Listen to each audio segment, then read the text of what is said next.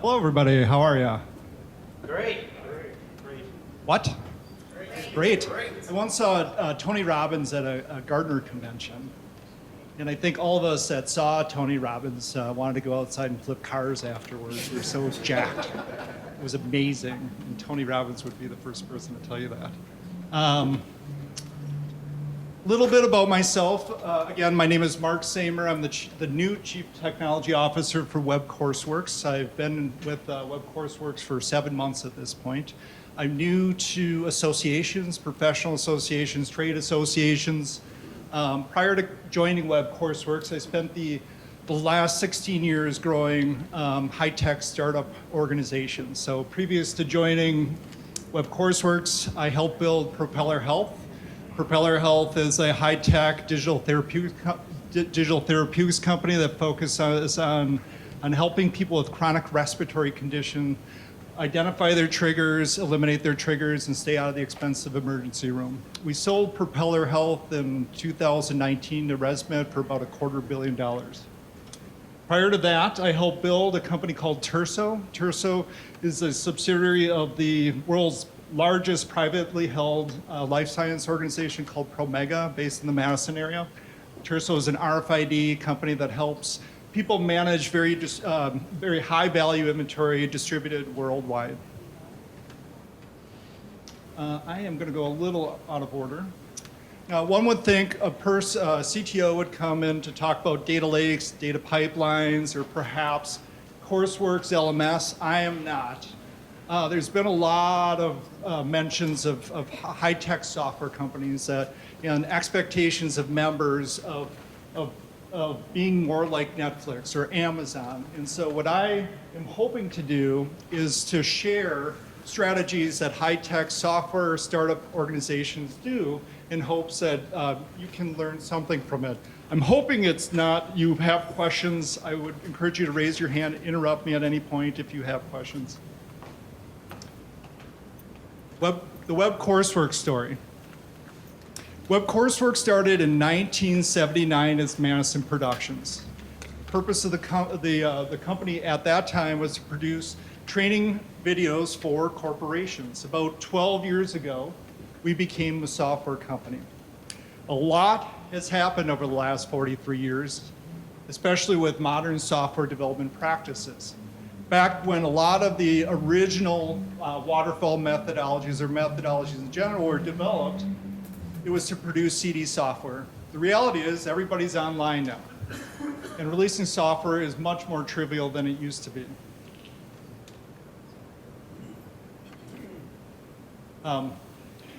However, so part of the story is this year, Web Courseworks started the endeavor of transformation to adopt many of these modern software development practices. So much of what I'm going to go through, Web Courseworks is going through this year and making major transformation. First thing I want to talk about is culture. And so I know associations tend to be mission-focused, mission-based, but one of the most important things you can do for an organization is express or write down your culture. I suppose I'd love to see you raise your hands if your organization has their culture expressed and written down in some way. Good. How many of you have integrated that into your processes, like your hiring process, your feedback process? That's brilliant. This is incredibly important for an organization. So one of my favorites, we at Web Courseworks, we went through the process to reimagine what our culture is. And so that work really began in July, finished in mid-August, and we have 7 principles. And so people at Web Courseworks know what we're about. It's our ethos. They know why it's important to our organization. They have examples of how they work every single day and how that fits. It's integrated into our hiring process. It's integrated into our feedback loops. Listen to Smokey Bear is my favorite of our 7 principles, and so it speaks to personal responsibility of preventing fires. Show of hands, how many organizations have employed agile product development? Okay. I've heard Agile a lot today. How many people are actually practicing Agile product development? Actually, most companies that go down the journey or transformation to Agile, really only half adopt Agile. They are what I would describe as water sprint fall, where they get requirements at the beginning, and then maybe they're doing a weekly or bi-weekly development cycle, and at the end they're testing something significant. That is not Agile. And so if you were to ask 12 Agile experts, what is Agile, you would get 12 different answers. So this is my version of what Agile is. And so the history of Agile started in the 50s with NASA, when an engineer put something in the air, learned from it, came down, iterated on the idea, sent it back up, it failed, learned something, came down, rinse and repeat. And then back during the dot-com days, many companies formed overnight, and they had implemented methodologies at the time, which are referred to as waterfall. And most of those companies went out of business before they delivered any value to any user. And so there's a group of 10 people that got together in Utah that worked with highly successful companies, including Amazon at the time, to determine what is unique about these companies and what makes them different. What you're looking at is the Agile Manifesto, what came out of it. So if you're interested in what the Agile Manifesto is, I would recommend Googling it. You'll find or discover a site that looks like it was written in the 1990s. It was. And so I've highlighted, there are 4 tenets and 12 principles. And so I've highlighted the ones that get to the meat of people. And so individuals and interactions over process and tools, customer collaboration over contract negotiation. Here are the 12 principles. Business people and developers must work together daily throughout the project. Build projects around motivated individuals and give them the environment and support they need, and trust them to get the job done. And then finally, the best architectures, requirements, and designs emerge from self-organizing teams. That is Agile.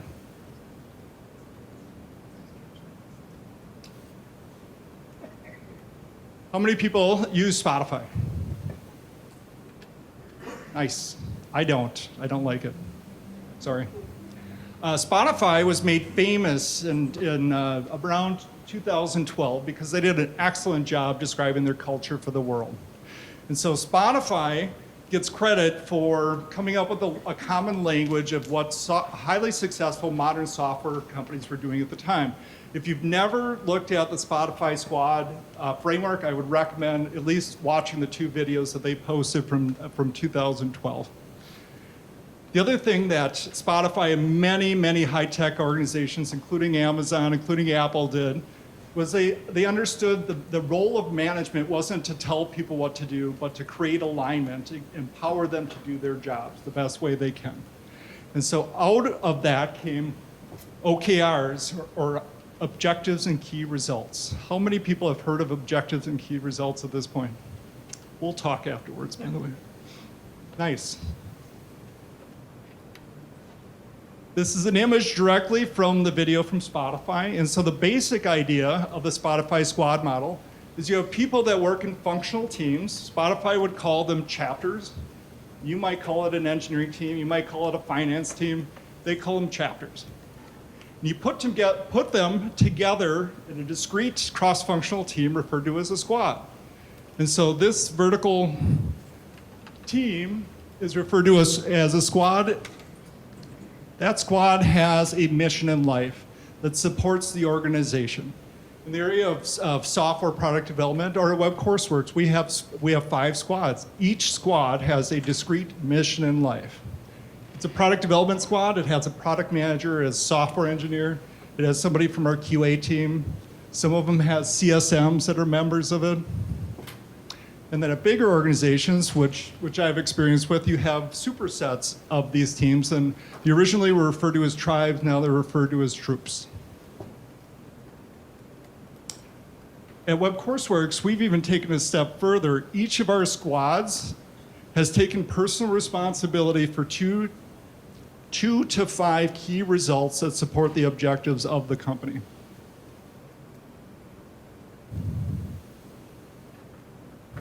The advice process. One of the most disempowering things that can happen in an organization is a unknown decision process. How are decisions made? Do I have a voice in that decision?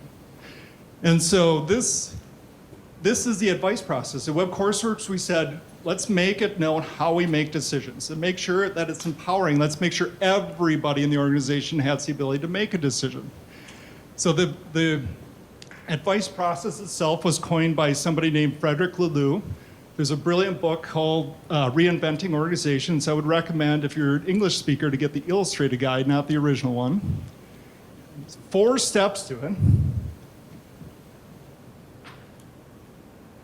So the first step in the advice process is somebody notices there is a problem or opportunity and takes the initiative or alerts somebody better placed to do so.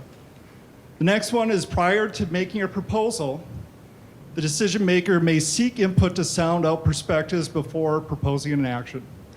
And so at Web Courseworks, we would call that socializing an idea. The third step in the process is the initiator makes a proposal and seeks the advice from those affected, and then those with expertise. And then finally, taking every piece of advice into account, the decision maker decides on an action and informs those that have given them advice. It is in opposition to traditional hierarchical decision making. It's also in opposition to consensus decision making. So we're not trying to get everybody to agree to the decision. Consensus tends to lead to indecision. It also tends to lead to compromise instead of collaboration.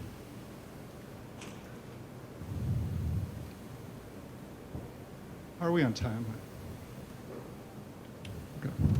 And then last, innovation is incredibly important. But to innovate as an organization, you need to make sure you provide a psychologically safe environment for people to take risks. And so this is one that I have a lot of experience in the 4 that I talked about before. This is one that I'm trying to become an expert at myself at the moment. So 5 strategies that have worked well for me in the past. First, probably most important, is to give people permission to fail. And then celebrate the ownership and learning from their mistakes. Second, actively solicit questions and advice. So we talked about the advice process. Crucial in that. And then also important is not everybody communicates the same way or provides advice the same way. And so it's incredibly important to provide different ways to communicate advice. So verbally, via written form, allow people to process what they heard and not have to do it in real time every time. It's important to help people understand why you're doing something. Tear down those information silos. And so the Spotify Squad organizational design is directly responsible for tearing down most of our information silos at Web Courseworks.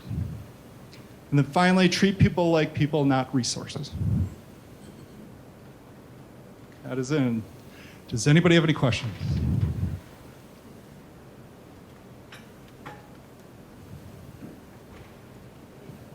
Go Packers. Go Packers. What's that? Yeah, sorry.